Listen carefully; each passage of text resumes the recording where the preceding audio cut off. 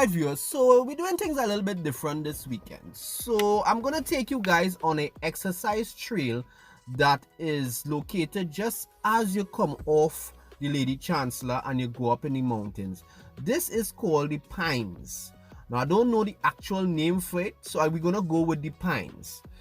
When you reach up to this spectacular spot, you will be blown away by the view of Porr of Spain and surrounding areas, because you see all the mountain ridges going across on the left hand side. You see Porr of Spain clear, like if you're watching it on a 4K AMOLED screen.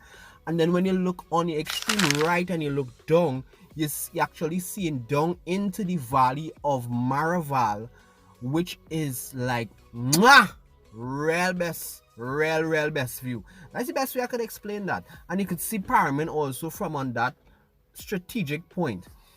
Alright, so I mean, definitely if you have never heard about this activity, this is definitely something that you should check out.